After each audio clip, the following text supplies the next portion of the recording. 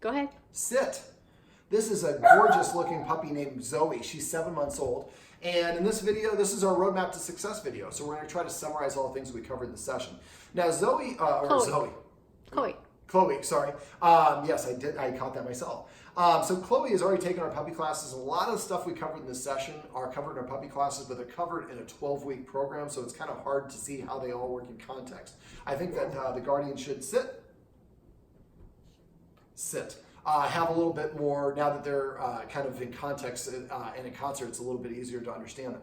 So a little tip for that, anytime you're giving your dog a treat, the treat should go in the mouth first, and they should hear the command word after the treat goes in their mouth. Okay, so the video above, we have tips and suggestions about fearful dogs. A couple things that we can add to that. We don't want to ever pet a fearful dog. If a dog's fearful and you pet it, any unbalanced state of mind your dog is in when you pet it is what you're amplifying. So if you pet a fearful dog, you're going to make it more fearful. An excited dog, more excited.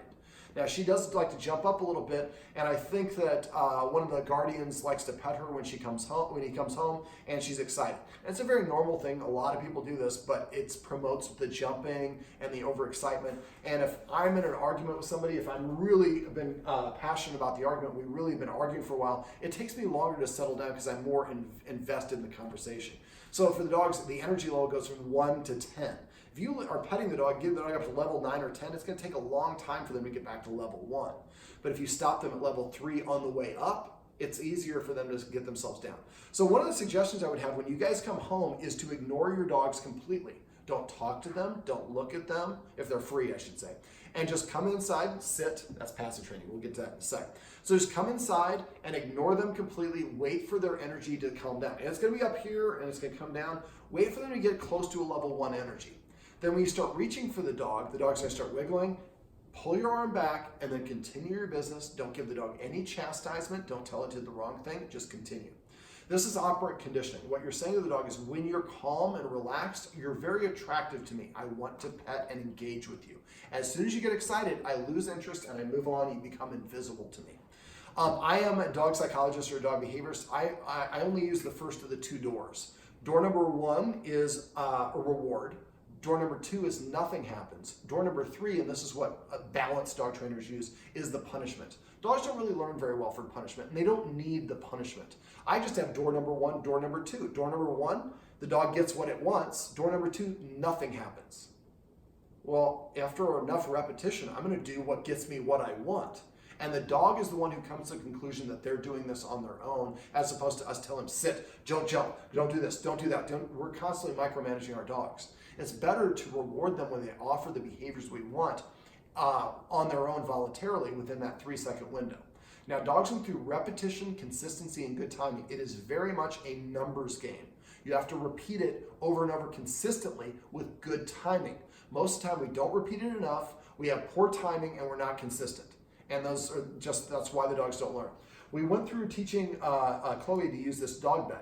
Now the guardian said, well, I already tried that. I did your thing, it didn't really work. Well, the guardian spent about 5 minutes, I'm guessing, is what she said. And she's nodding yes. We spent about an hour and a half. While we were talking about doing other things, we were tossing treats here. And after a while, Zoe, I keep on calling you Zoe, Chloe. Chloe went over here and laid down on her own, because every time I lay here, good things happen.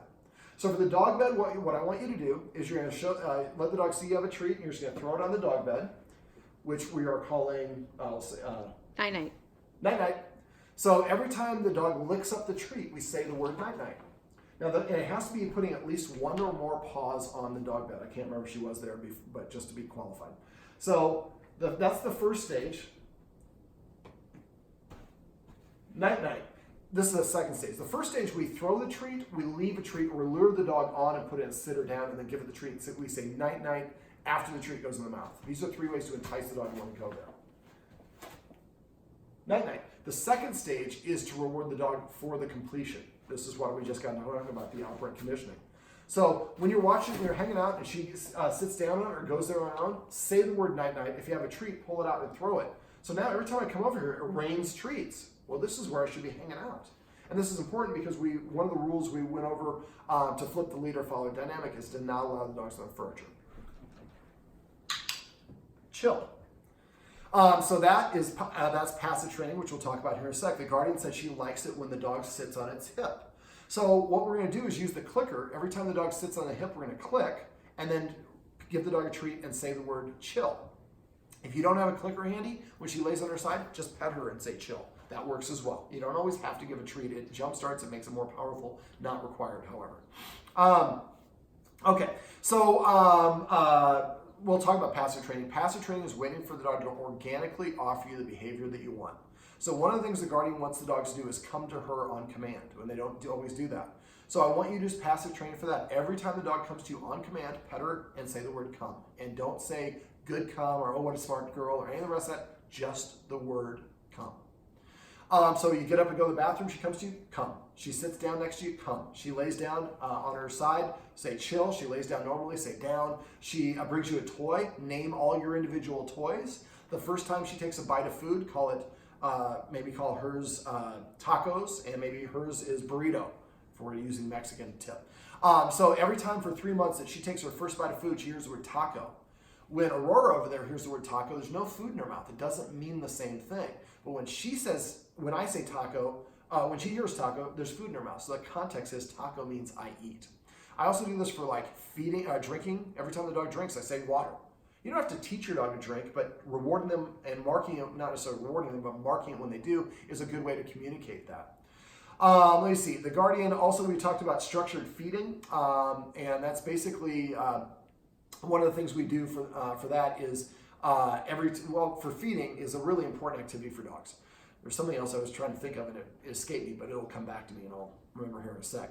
So basically, for dogs in the wild, they spend about 90% of their time looking for food. When they do kill or capture or scavenge something, they eat in the order of their rank. Eating is the most important activity for dogs. So the very first thing we want to do is make sure that we're eating before we feed the dog. So I eat something first in 5 or more bites. Doesn't have to be a real meal. And then I've made the dogs leave the room before I even start this process. I like to put the food in the bowls first and then make the dogs leave the room, put food in the bowls, but not let the dogs in the room. Then I eat something in 5 or more bites. Then I invite Aurora in first because she is the senior dog. However, she's barking and protesting, then I would invite Chloe in. I'm going to pay based on performance. Well, let's say that Aurora comes in first and she goes to the bowl and she goes, I don't eat when people tell me to. I'm Aurora. I'm in charge around here. She walks away. As soon as she walks 7 paces away from the bowl, pick it up, dump it empty, put the empty bowl back down. It's important to put the empty bowl back down. She does not eat again till the next meal. And she'll probably come and lick her empty bowl. Once she's done licking, she has to leave the room. Then we invite Chloe to come in. Chloe eats out of her bowl. And if she does take her first bite of food, we say taco or whatever her word is. So when Aurora's eating, Chloe's not allowed to be in the room. When I'm eating, neither dog is allowed to be in the room. And when Chloe's eating, Aurora's not allowed to be in the room. So now the guardian's acting like a leader from a dog's perspective. Aurora's finally asleep under the couch, I can see. And so this is a really important one. If the more that we perceive ourselves to be that authority figure, the more relaxed and confident they can be in us handling things instead of them thinking that they need to handle it. I think in this case, Aurora thinks that she's in charge of her humans. Her humans do not listen to her because we don't see her as an authority figure. That stresses her out because she says, people come in and I don't like the way these people are looking, and I'm yelling at it, I'm saying don't trust them, and you're trusting them. You're putting yourself in danger, and oh my God, I'm stressing myself out. What am I doing crazy? And after enough time, this releases cortisol in the dog's blood. Now we have Chloe that's added to the equation, who's starting to act submissive because she's on edge because of her, and she's also emulating those things. That's why it's important you never pet a fearful dog because you're going to emulate that particular behavior. So you wait for desired actions and behaviors before you pet them. That's why we recommend doing petting with a purpose, which is the dog comes up and nudges you or paws you or tells you to do something. Even though it's cute, it's still giving you an order. So instead what we do, we give the dog a counter order. We tell the dog to sit. When it sits, we pet our orange chin to facilitate that nose up orientation we talked about in the above video. And then we say the word sit and only the word sit. If she's already sitting, we ask her to lay down or come and sit over here. She has to do something to change her state. After a while, she'll start coming and sitting in front of you to prepay for the attention. When she does, you bet your butt we better pet her under the chin. She doesn't like being petted under the chin. She kind of shrugs it off. You keep doing that. It's the only time that I do force. You shut up, Chloe, and you take that positive reinforcement because you're an awesome dog. Don't say any of those things, just think them. All right, so that's petting with a purpose. Passive training is waiting for the dog to organically offer you the behavior without any influence from you, and you pet it and reward it and say the command word and only the command word. Petting with a purpose is the dog's telling you what to do or you want to pet the dog. You make the dog do something to earn it, unless it prepays for it. Okay, so we also talked about some rules. Since someone is chewing holes in the couch, I would say that both dogs should be not allowed on the couch, because for Aurora, it's related to her perceived authority. She gets on the couch and yells at people. She actually likes to hide under the couch, which is a clear indication she's insecure. And so basically, I would take away the furniture because for dogs, the higher they sit, the more rank or social status they have. I recommend the Guardians get X mats. Yes, that's a nice relaxed. I like that body posture. Yes. X mats to place on the couch and on the chair to keep the dogs off. For that, you remember, these rules need to be in place for at least 66 days minimum, and almost nobody's at the minimum, so probably at least 3 months. We want the dog to form behavior patterns of the new behaviors. And if we go to the dog bed, even though Aurora's not quite so treat motivated, I think Aurora's kind of worked her Guardians a little bit. I think once she misses a meal or two, she might be a little bit more treat motivated and want to do that sort of thing. Or if there's something else she likes, give her a bully stick. But so I've seen people take like a weight and zip it to the weight. So the only place the dog can eat the bully stick is on the dog bed. So again, the dog practices good things while it's on the dog bed. All right, so other rules, and then at the end of the 3 months or whatever it is, then furniture with an invitation from the humans only, and only for good behavior. So you invite Aurora up, and she has to bark, she gets down. So it's a one-time pass. Let me see. Other rules, the dog shouldn't be around each other when they're eating, or around humans when they're eating. Remember to do that practice dry run roast beef, microwave it, and that you can practice eating, and then when the dog stays outside the boundary, then you can actually do your real meal. Another one would be sit at the door. Go to the door, tell the dogs to sit. The Guardian's doing a version of this now, but she's saying the word multiple times. I go to the door and I say sit one time.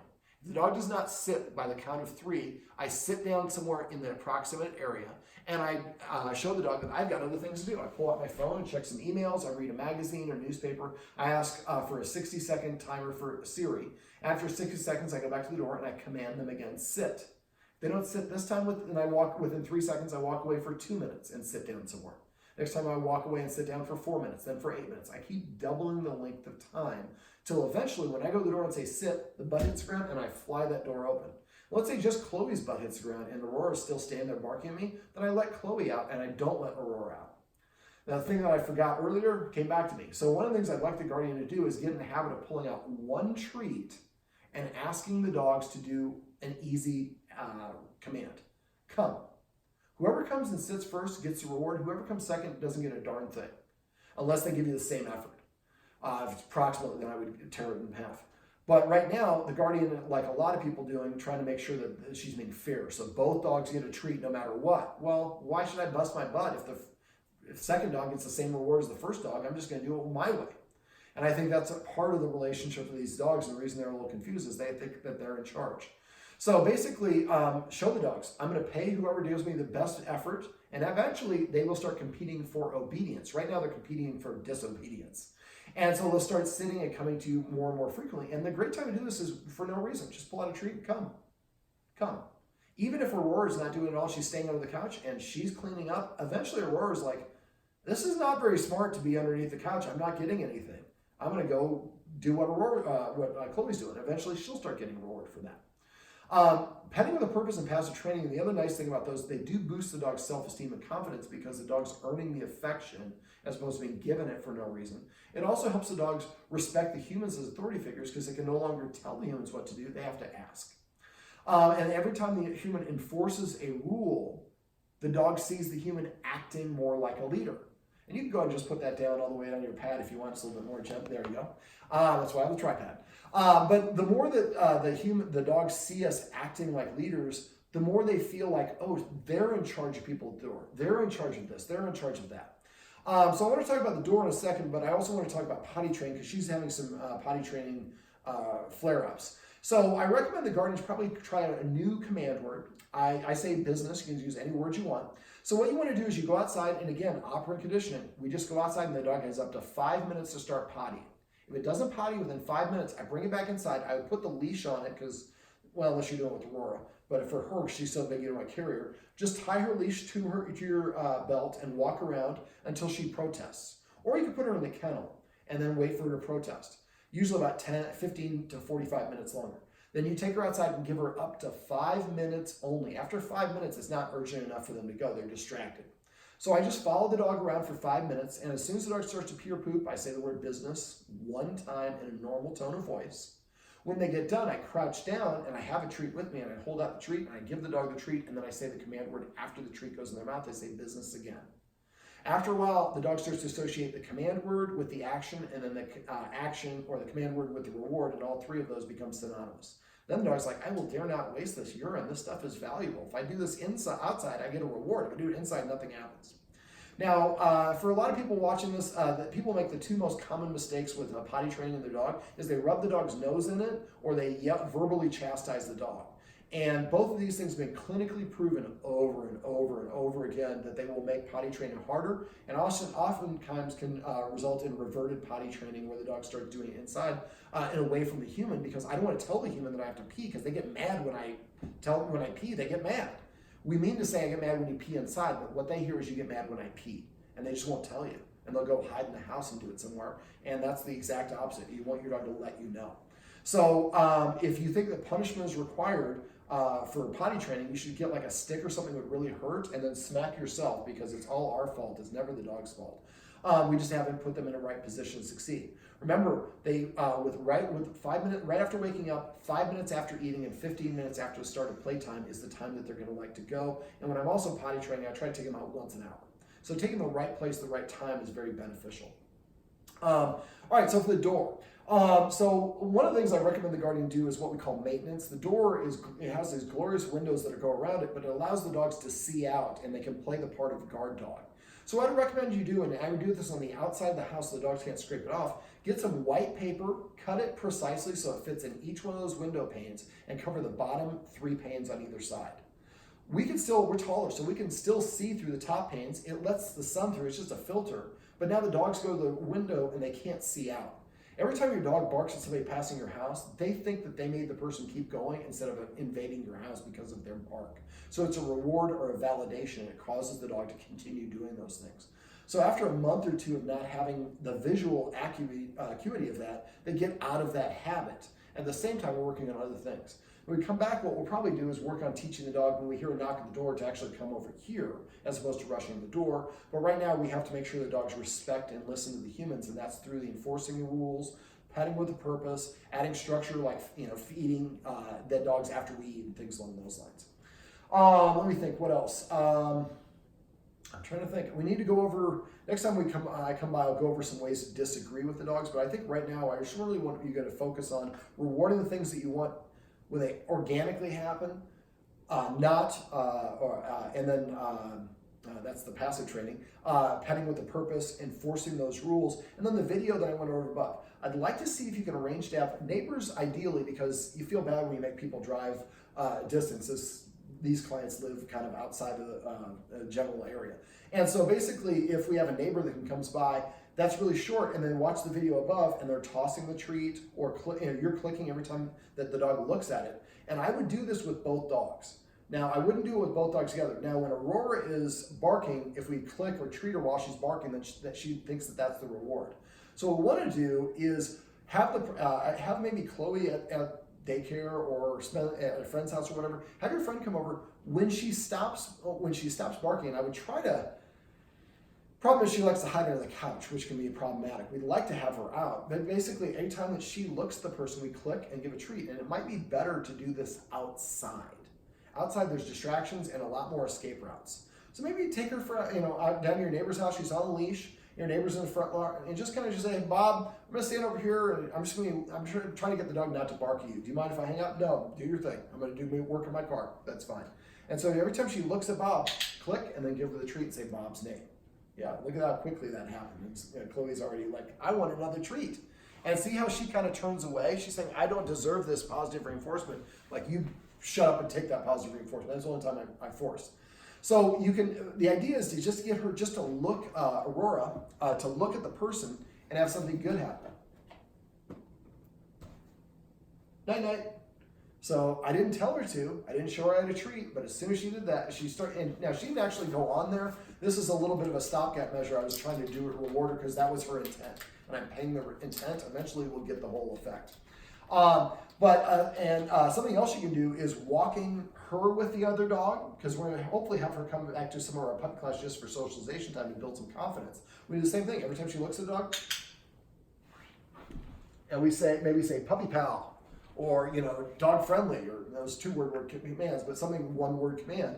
So just looking at another dog, I get a treat instead of feeling insecure about them. And you do the same thing for Aurora. Every time she looks at your neighbor when you're on a walk, click and give her the treat. After a while, and at first it's accidental, but after a while she's doing it intentionally. And then you're waiting for, at first it's look, click, treat. And eventually look, 1, 2. So we're promoting lengthening the duration of the look. So after 2 seconds, then I click and treat. 3 seconds, and so on and so forth. Eventually it gets to the point where she's just looking for your neighbor. Where's that guy at? Because I'm going to get a treat every time I look at the neighbor. Let me think. I think that's just about it. Is there anything else we covered? Come. All right. Well, this pretty girl got a kiss. When she kisses you, pet her and say kisses if you want that to be a command word. All right, let's get you to look at the camera. Get you to come over that way. Did you say touch or target? Target. Target. Well, this beautiful girl is Chloe. And underneath the couch, we have Aurora. You can see her picture in that video above. And this is the roadmap to success. Remember, everything you do trains your dog. Only sometimes you mean it.